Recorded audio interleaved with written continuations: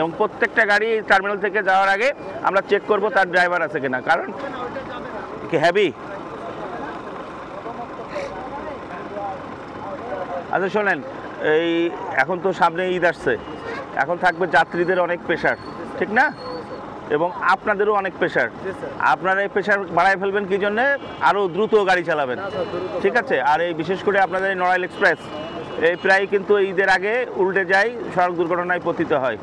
কাজেই এই ঈদের অন্তত ঈদ উপলক্ষে যাতে মানুষ শান্তিতে বাড়ি ফিরতে পারে এবং শান্তিতে ঈদ শেষ করে যেতে পারে, এই জিনিসগুলো আপনারা একটু ইনশিওর করবেন। আপনারা গাড়ির গতি কম রাখবেন, পারতপক্ষে ওভারটেকিং করবেন না।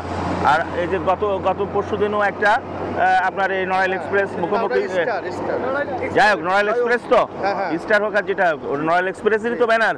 হ্যাঁ, এই যে একটা যে মুখোমুখি সংঘর্ষ, কেন একদম কাছে এসে কেন হবে?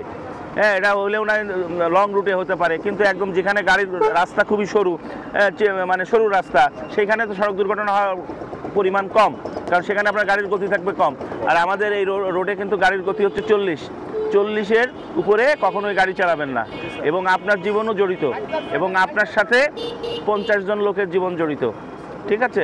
এই জন্য খুব কেয়ারফুলি গাড়ি চালাবেন এবং সুস্থভাবে ফিরবেন। আশা রাখবেন যে আপনি যদি চিন্তা করেন আমি সুস্থভাবে ফিরবো, তাহলে আপনার সাথে যারা থাকবে তারাও সুস্থ থাকবে, ঠিক আছে? ধন্যবাদ। আমরা এই যে গাড়ি ছাড়ার সময় আমরা এখন ওই ড্রাইভিং লাইসেন্স চেক করে আমরা ছাড়বো গাড়ি, ঠিক আছে?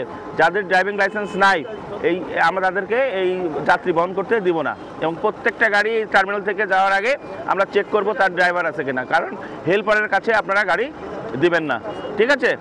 ধন্যবাদ, যান।